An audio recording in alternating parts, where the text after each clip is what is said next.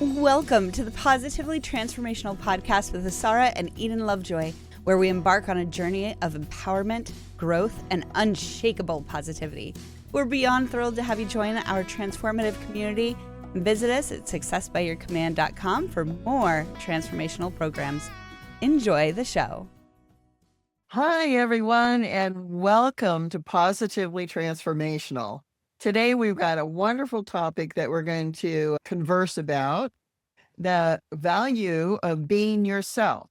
What does that mean, and how do you approach it? Eden, I know you've got a wonderful bit of information to begin with this conversation, so let's go over to you. Hi, and welcome today. Hi, Asara. I'm so glad to be here today with you and to be talking about being in integrity to who you are and how powerful that is as a leadership tool and how inspiring it is to other people, how energizing it is, and how free we get to be when we are in our own integrity.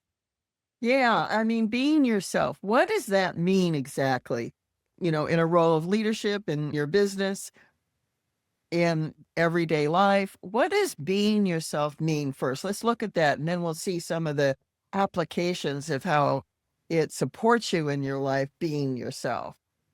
So what I think it means to be yourself is to not be, well, I think you used the term in a conversation we had not too long ago, not to be performing or pleasing others, right? Not to be modifying how we're showing up because of a sense of how we have to perform for others or please others.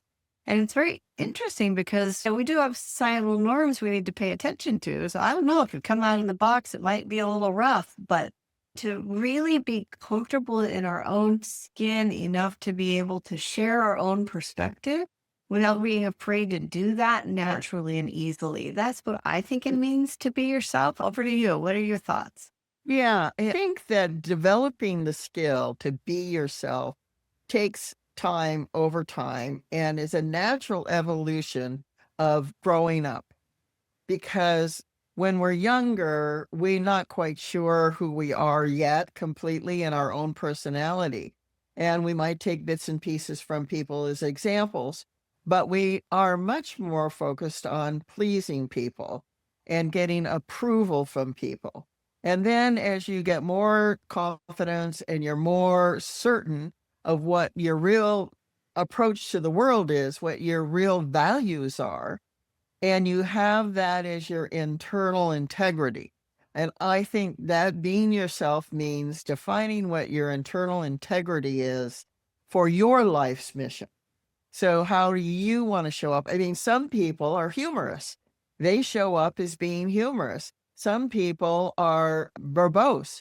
They just express themselves, and that's who they are in their personality. Some people are very, very deep thinkers, and they use logic and they explain things clearly.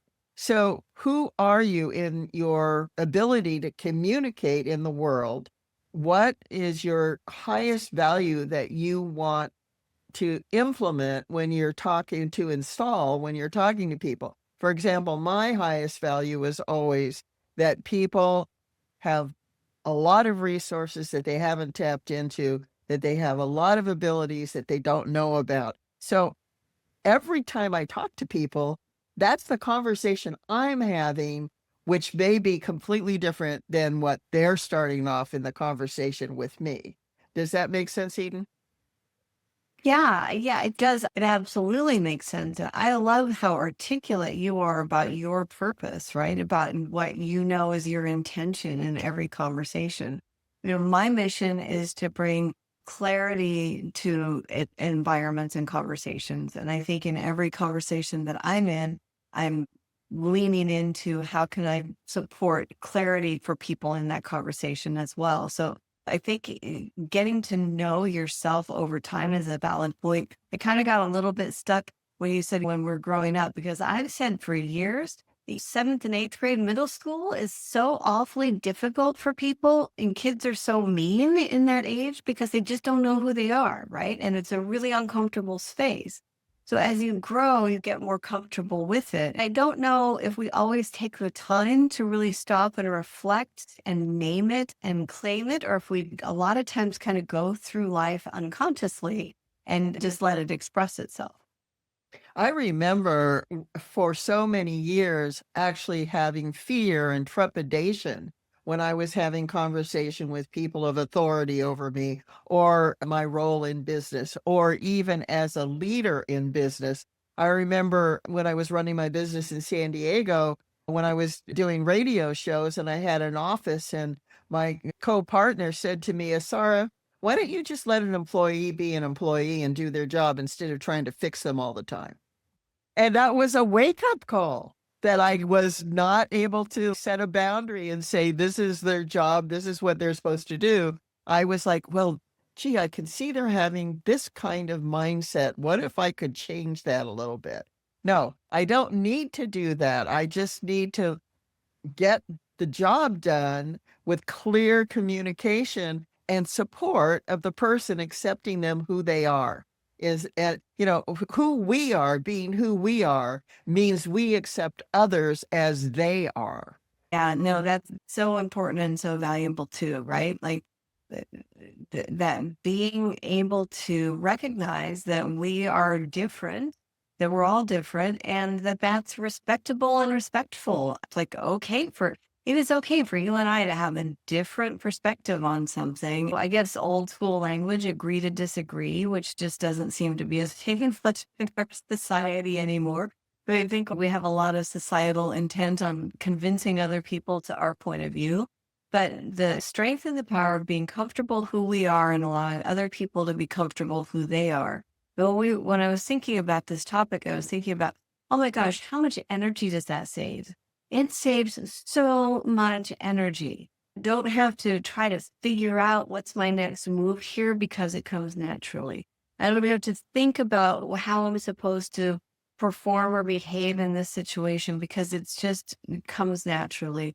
There's so much energy I don't have to expend when I just am comfortable letting myself be a little quirky and odd. And you shared kind of different people's styles, right? Like I'm a little bit of a procedures geek. I mean, I'm a book reader. I'm a jigsaw puzzler. I'm not and then the flip side is and roller coasters and drive really fast, right? So we got to have some balance there.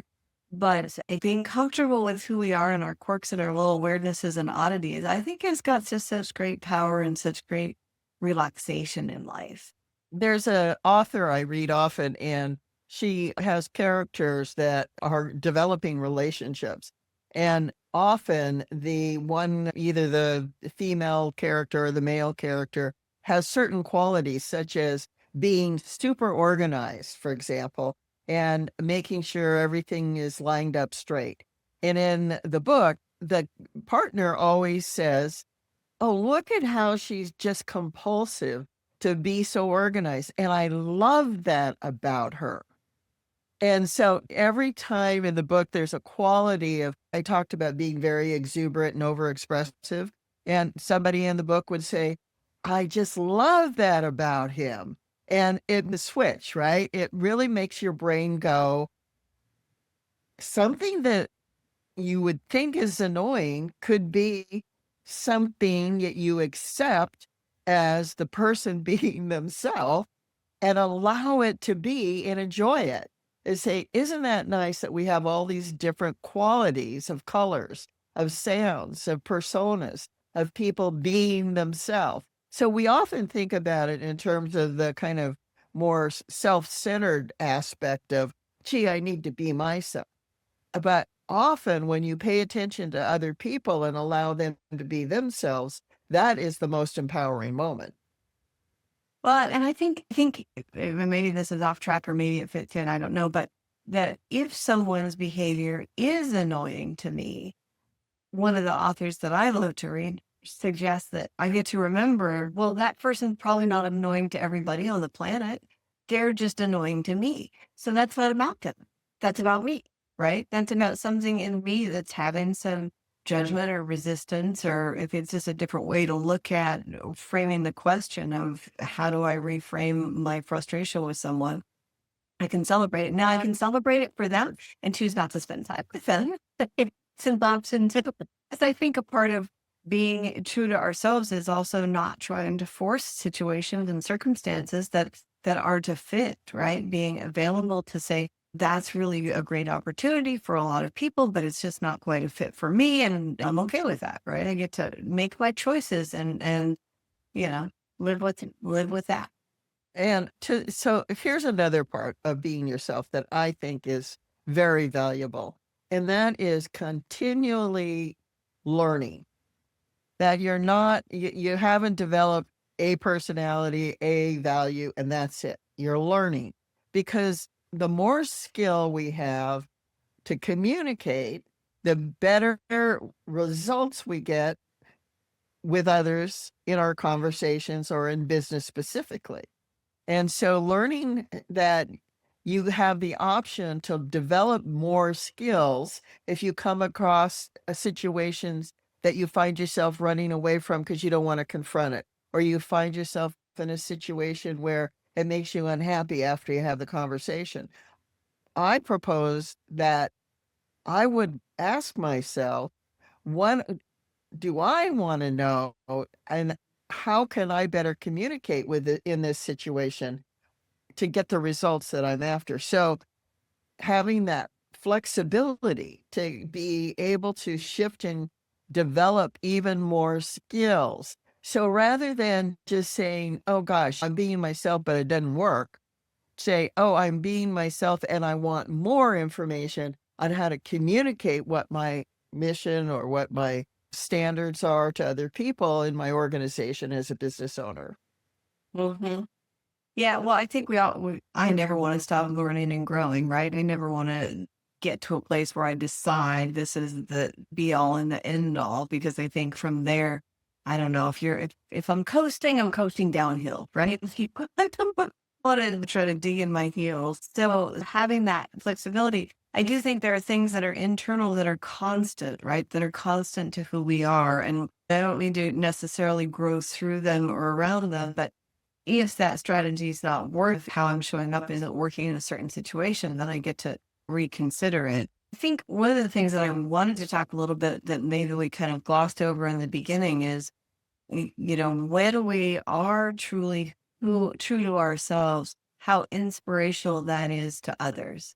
That it's when people recognize authenticity, especially nowadays, we're writing with AI, we're communicating through all of these different channels, but that authenticity wins through every time. Really being your true authentic self, not trying to let it sound good or take the easier, softer way and grab content that, looks right but isn't your voice. I think that there's an inspirational human connection when people are truly communicating from their core of who they are. And that's inspirational to our employees, to our team, to the people around us, and to our market. And so really, really holding that high value of being unique, right? Like, I mean, each one of us is 100% unique and unique on the world and on the planet. So we have a responsibility to share that uniqueness. I love that. And before we go into the commands, I'll say that's one of the unique qualities I often address, is that people are hesitant to put themselves out there with a new idea or a new product or a new service or even a new way to organize their company. And they say, well, others have done it much better than me, or why am I capable of doing this? And the answer is, you're the only one that can do it from your perspective and your personality and what you know about in life. So go for it, because I'm an author, right? So I could say, well, gee, I don't need to write a book. Somebody else has written on that subject. And say, if I even wrote on the same subject, it would be a completely different book because it's from my point of view. So honor and respect your positioning of who you are in the world. You don't need to manipulate others to get into agreement with you. You just need to know in yourself what results you would like to see and how you want to share your life with other people. And once you do that, there's no stopping you, baby. Exactly. Well, that's a good spot to go into command then. Okay, great. All right. So let's go ahead and close our eyes. Bring that energy fully into your body. Feel yourself letting that energy go out, down the bottom of your feet, grounding yourself deep, deep, deep into the earth. And we're going to bring that energy up and focus it in your heart of, I am comfortable and easy being myself. I'm secure and confident in being myself. And just breathe that light energy into your heart. Take that breath now. Breathe it into your heart and hold that light up to your forehead. And hold your breath, and then expand. Let that breath surround you as light is above you, below you, before you, behind you, on either side of you. Light, light, light. I am the light. Let your eyes look up underneath your closed eyelids. Move your consciousness up, out into the quantum field, moving out into the possibility and potentiality of creating this strength, vision, and idea of what you want to express in the world exactly from your point of view and from who you are. And push up into that white luminosity of all that is. I don't know how. I claim my self-worth, my value, and my individuality.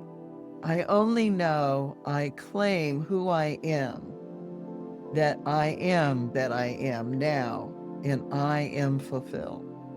I don't know how I relax my nervous system into knowing who I am, that I'm happy and contented with who I am, even as I continue to grow. I only know I have a relaxed nervous system in my conversations and in my ability to communicate to others, and I am fulfilled. I don't know how I am able to be relaxed without having to manipulate. I remove manipulation from my conversation, and I improve my presence in my communication. I only know that I am present and powerful in the ways in which I share my ideas and communicate with others, and I am fulfilled. I don't know how I have a constant vision of my value in the world and in life and in my life communications with others. I only know I have great value, and I share that value and see that value in others now, and I am fulfilled.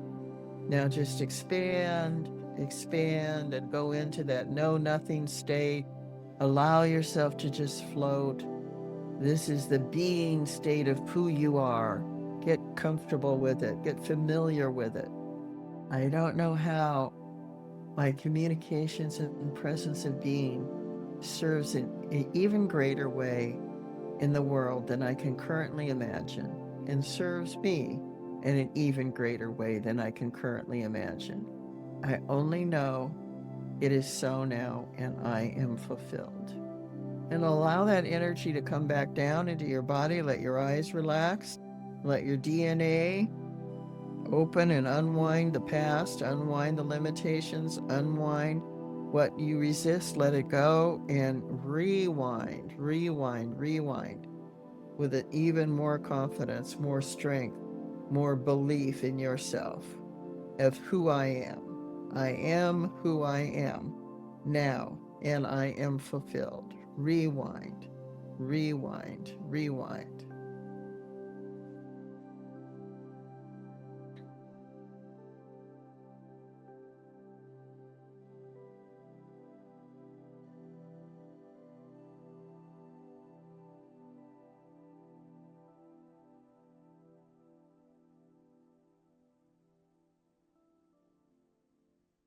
Okay, welcome back.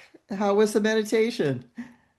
It was great. Yes, it was perfect. I love that expand into who you are in the theta you know, in all that is. I love that, the power and energy and resource of that. So thank you. Okay. Well, till next time. See you then. All Bye. right, everybody. Bye-bye. Thank you for joining us today. And remember, transformation is a journey. You're not alone on this path. Connect with us on social media because the Positively Transformational community is all about uplifting one another. Share your thoughts, your aha moments, and even suggest topics you'd love to hear more about. Take care, stay blessed, and keep shining bright.